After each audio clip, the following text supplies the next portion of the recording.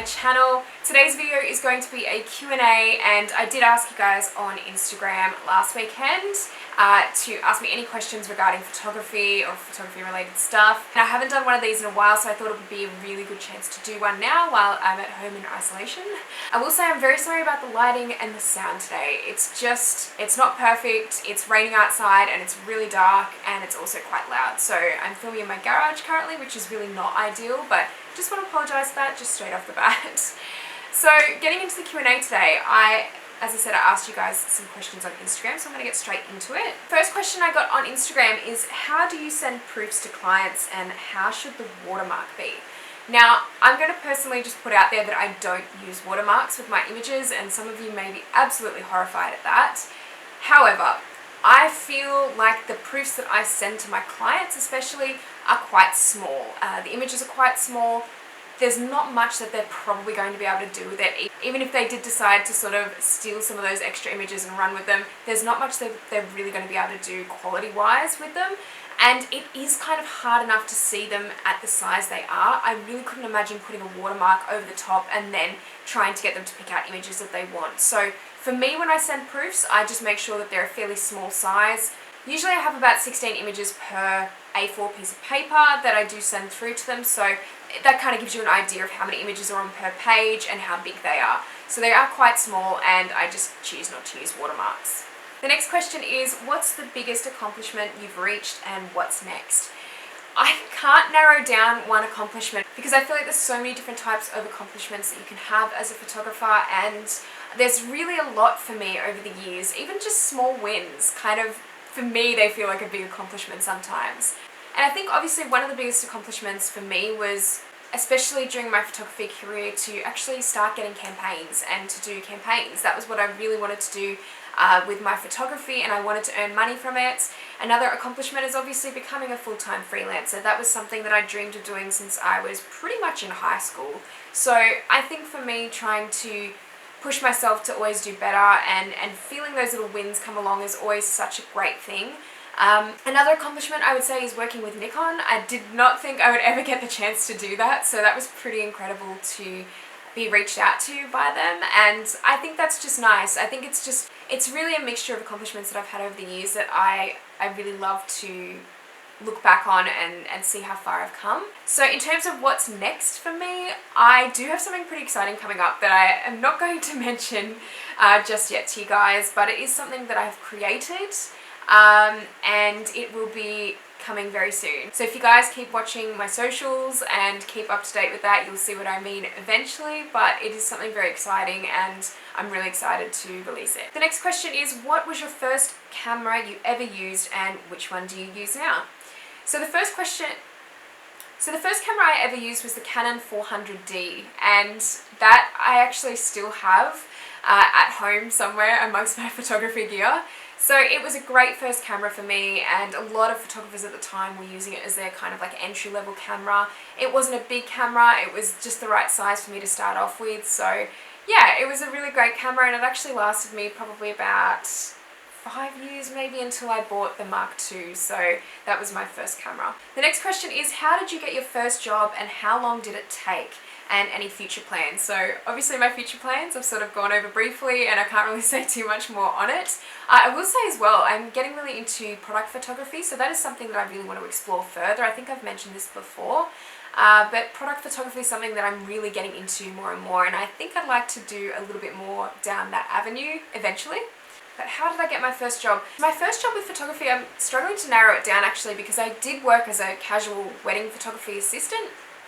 So I was doing that, but the first job I ever got by myself was actually a model portfolio, and I think I was offering it for like $30 an hour. It was a very cheap offer, but yeah, I think I was probably maybe 18 or 19 at the time when I got my first job from it. I'd spent a few years just building a bit of a portfolio together before I started reaching out to models on Model Mayhem. And so it did take me a while to get that portfolio started for me to be confident enough to start asking for money. But yeah, I just ended up doing a small model portfolio. It was a girl from my hometown, and she had contacted me about doing some photos for her, so I did. The next question is, could you tell us about beginner lenses and love your work? So beginner lenses, I don't really know if there's a such thing as beginner lenses. It's a really hard thing to answer. I would say there's lenses out there that have a little bit more versatility, and I think I would look at that as a beginner.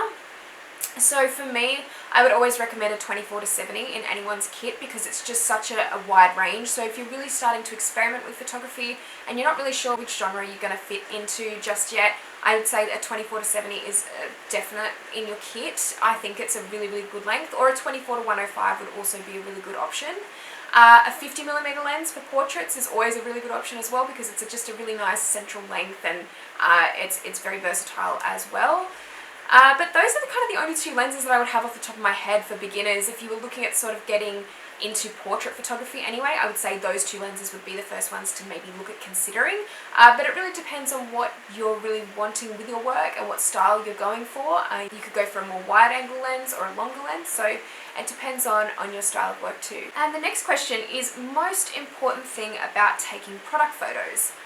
I'm still learning with product photography. I'm going to put that out there. So I'm not by any means an expert yet. I don't consider myself an expert. I am very much enjoying doing it. But in terms of the most important thing about taking product photos, I feel like for most types of photography, one of the most important things is obviously the lighting. So getting the lighting correct, watching where the shadows are, it's a very different dynamic to photographing people when you're photographing products. You have to be really careful of the lighting, and especially with reflective surfaces and reflective products, that is an issue that I'm still having. So I'm still working my way around that and trying to find the best lighting scenarios for different things. But I would say that's the most important thing about product photography. Next question is how to get into product photography. So I'm actually doing it as more of an on-the-side venture with my beauty photography. I feel like cosmetic product photography really goes hand in hand with beauty photography. So I have actually picked up a little bit of work doing product-related photography with my beauty stuff as well. So that's kind of how I've fallen into it. But if you were looking at getting into product photography, I'd really recommend maybe going through an e-commerce site. If you were looking at doing a little bit more e-commerce photography, that really allows you to day by day get consistent work with a brand and actually really start to hone in on perfecting and refining your skills with product photography and lighting especially. I think when you're forced to shoot so many products in a day, you really start to pick up on those skills very quickly and you start to refine your skills a lot more quicker. So I would really recommend, if you're looking at getting into product photography, maybe going for a position with a brand that does a lot of e-commerce work throughout the week. And the next question is how to achieve sharp photos without using high pass or sharpen. So high pass is the method that I do use in Photoshop for those of you who don't know. I would say the most important thing about sharp photos, honestly, and it might sound a bit obvious, but it is making sure that your focus is on point. So if you want a really sharp photo, then you're going to want to shoot with a smaller aperture. If you want a little bit more background blur and you don't want as much focus in the image, then you definitely want to be looking at a wider aperture. I do find that shooting at a smaller aperture will generally make your photos a lot more sharper overall, and that's just kind of how it works. Obviously, if you're shooting with a wide aperture but you're still struggling to get that sharpness in certain areas, you just need to be more particular with the focus, I think, overall. Take your time with actually photographing and making sure that you've got that focus. I think that's the most important part. Also, shooting with a good lens does help with the sharpness more than a good camera would. So I think if you're really not finding the sharpness that you want with your current lenses, looking at something that is a lot better quality in terms of a lens will definitely help with that too. And the next question is, I'm focusing on photographing multiple models. I'm using Canon and could use all the tips I can get. So photographing multiple models, I cannot stress this enough, it is actually a much different process to photographing just one model. Photographing more than one model can be really difficult, and you definitely need either more lights or a larger light modifier. So I would highly recommend getting maybe 1 to 2 extra lights if you're looking at doing a lot more photography with multiple models on top of what you're usually using. So if you've got a 1 to 2 light setup currently, I would say adding an extra light or 2 in there definitely helps when you're photographing more than one model, but also looking at different modifiers for the lights that you currently have. So a much larger Octabox is going to spill the light out a lot further. It's going to be quite soft, but it will give you that spread that you probably need for more than one model. But yeah, I would say that's probably my main advice, is to get an extra light in there, because that is Something I can't stress enough is when I've photographed multiple models in the past, it's very, very difficult to do it with your current setup for a singular person. So definitely look into different modifiers and extra lights. The next question is an interesting one, and it is, how profitable can photography be? So this is definitely something I want to go into a little bit more in depth eventually. And I want to talk to you guys a little bit more about the financial side of things and how photography looks as a full-time salary, because I feel like there's just not enough information online about this. And I feel like for any other job profession, you would probably be able to find out on average how much people earn. And you just really don't see a lot of it when it comes to photographers. You don't see a lot of that information floating around, and understandably, people are not as willing to probably talk a little bit more about it. But I do feel like it's something that's important, and it's something that people need to take into consideration as well when they're looking at going down this career path. So I would say photography can be very, very profitable, and photography can be very, very difficult. So I would say for the most part, for me, from my personal experience, it's been riding the waves. And by that I mean you can be getting a lot of money in one month, and the next month you might not get much at all. It's a very inconsistent nature for the most part. I do feel like the more effort you put into your business a lot of the time, the more you will get in return. And I think that's one thing that's really important to remember with any sort of freelance business. And it really does count for your financials as well, and how much you're earning. It can be something that isn't sustainable enough at times for income. And this is why I've talked about a lot over the years, having different streams of income. I think for any sort of freelance business, this is a great way to do things, because it's a bit more of a safety net if things go downhill at any point. And especially like in a time that we're in right now with coronavirus, I think that most people would be doing really well with different streams of income. It just ensures that if something goes wrong with your photography, or you can't work in certain areas anymore, then you will have other options for income. But I would say overall, fashion photography can be very, very profitable. But also, if you're not in an area where there's not a lot of fashion photography needed, it does become a little bit more difficult, and you have to look at other options and other streams of income. So I do want to go a little bit more into depth one day about this, and I promise I'll do a video for you guys at some stage. But yeah, it's a very, very inconsistent type of job. Sometimes you need to just look at your finances a completely different way to what the standard 9-to-5 job would be. This one says, no question, I just want to say that you're a real badass. Truly adore your editing skills. So thank you very much for the person who said that. For the next question, would you be open to mentoring up and coming artists? So I actually do get this question quite a bit, and I've been asked about one-on-one private lessons quite a lot, Skype sessions, that sort of thing. And I am working on things. I just want to put that out there, that I am working on things, and things are in motion for that sort of thing to come about eventually. I would love to do workshops one day. It's something that I've always had at the back of my mind that I really want to do. I just haven't had things line up perfectly yet. So I do want to start off a bit smaller, and in saying that, there's things coming. So I'm just going to leave it at that for now. And hopefully guys, you will just be keeping an eye on my socials in the next few weeks, and you'll probably see what I mean. So the next question is, which lenses do you use? So I use a 24-70 most of the time, f2.8, and I would say that's a very common lens that I use. For my beauty work, a lot of the time I'm using the 100mm f2.8, so both of those lenses are pretty much my go-to lenses at the moment. I also have an 85mm f1.2. I used to use that a lot back in the day, but these days I just don't have a need for it that much. I do have it on board in case I'm doing any outdoor fashion, but I don't do a lot of it at the moment. So my 24-70 and the 100mm is the two lenses that I use most of the time. Next question is flash or continuous light, and some good beginner things for a new studio.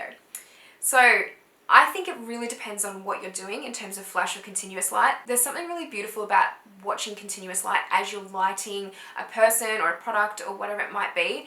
And I actually really love using continuous lighting in a way like that, and being able to see how it looks before you've even photographed it. I think that's the really key element to it, which I love. On terms of what I do on a day-to-day basis, though, with my modifiers, I'm usually using strobe lighting. Some good beginner things for a new studio, I would say, I don't think anything in particular really. As a beginner, I would probably just stock up on a lot of different coloured backdrops. Cloth backdrops are fine. Fabric, I used to use, and I still do to this day, a lot of fabric backdrops. So I would say, yeah, experiment with different coloured backdrops.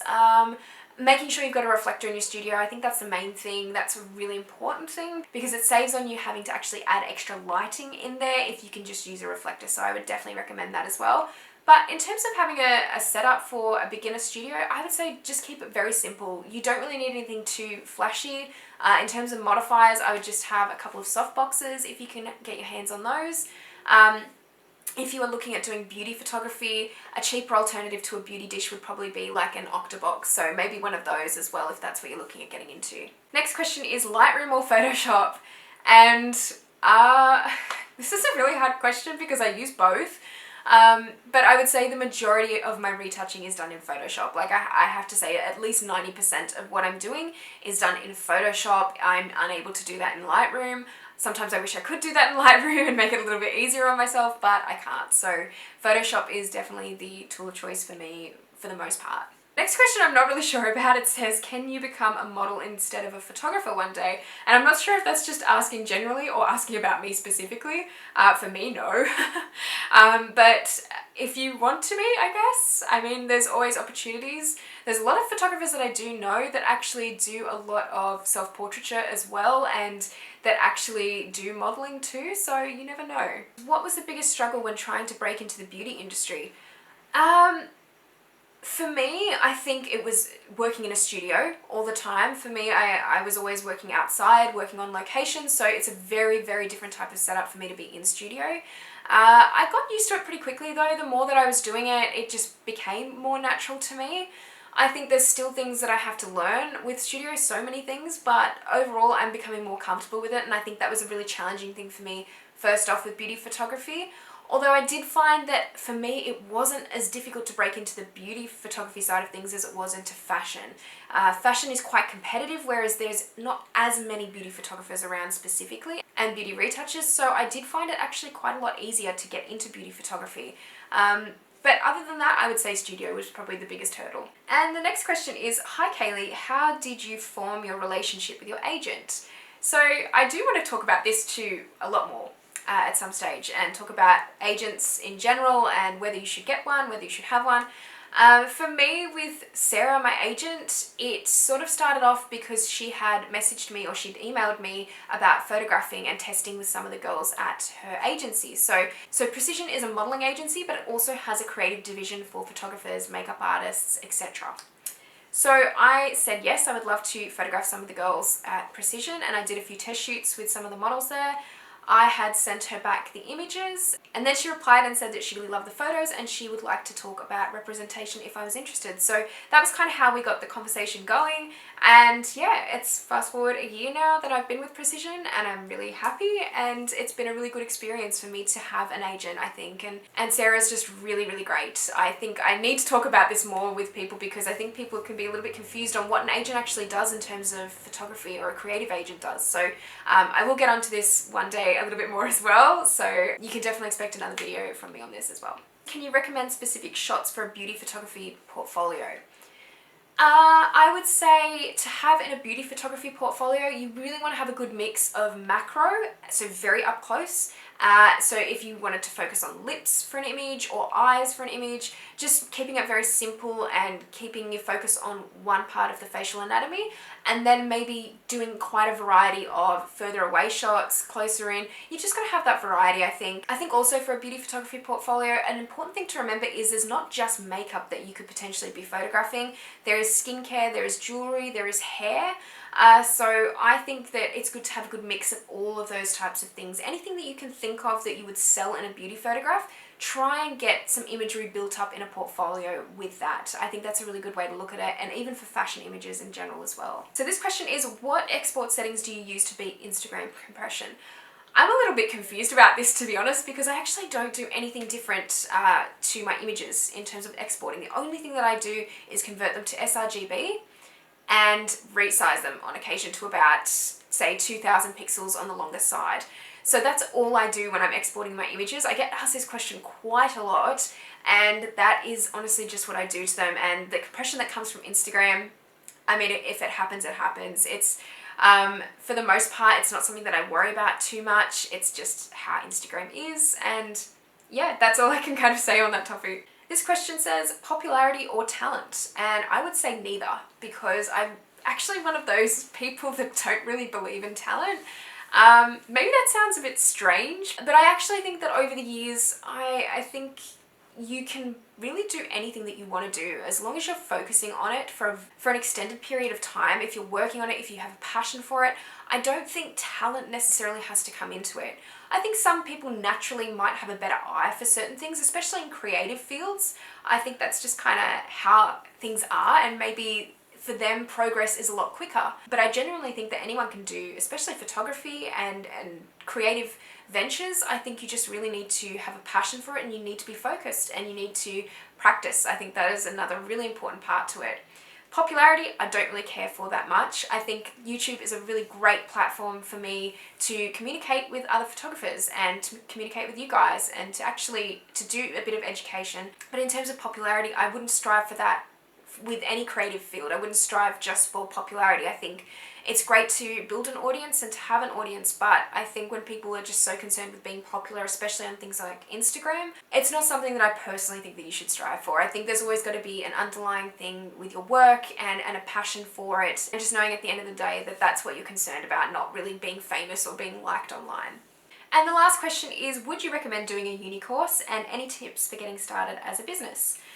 So doing a uni course is a really, really big step that I know a lot of people are feeling the need to take as soon as they finish high school, and I can't really recommend it or not recommend it because I never really went to uni. I went to more of a community college thing called TAFE here in Australia, and I studied for 3 years doing that. So with my experience with that, would I do it again? I mean, I met a lot of great people through that course, and I would say that's the best thing that I actually got through that course. I made some really great contacts, I made some really great friends. There's a lot of like-minded people that you get to meet through those types of courses. In terms of what I learnt from the course though, I felt like it was very limited. And most of what I've learnt has been outside of uni, outside of doing a course. And I think for the most important part, I think a lot of people are expecting to know exactly what they're going to do photography-wise once they finish their uni courses. And that's not always the case, but I do find that if you're wanting to go to uni, I think it's a good idea if you don't know what type of photographer you want to be. If you need to experiment still, you can do that without uni, but I think uni does help sort of like guiding you in the right direction, maybe with what you do want to do and the potential opportunities as well. Also, if you don't know how to use your camera manually, it's great to know about lighting setups and a camera manual settings and that sort of thing. But I will say you don't need to do a 3-year degree to get that information either. There is a lot of information online these days, and I wouldn't say jump into something like that if you don't feel comfortable, because there's a lot of photographers out there that I know are completely self-taught and never went to uni, never did a course. So I personally was, I don't know about disappointed with my course, but I felt like I just didn't have the information I needed to take with me into a photography business and starting my own freelance career.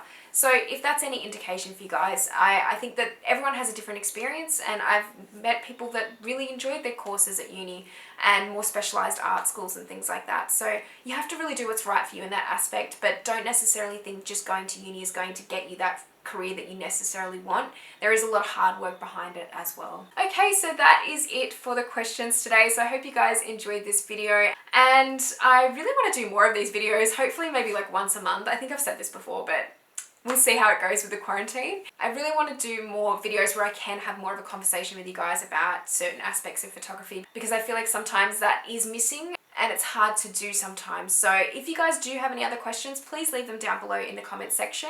And if you haven't already checked out my blog, I do have it over at kayleejuneblog.com. I am putting a lot more information on there week to week and sending out a newsletter for anyone that is subscribed to the email list. You can get a free preset still if you subscribe to the email list as well. So there's more education information over there on that site, and you guys can check that out there too. So thank you guys so much for watching, and I'll see you in the next video.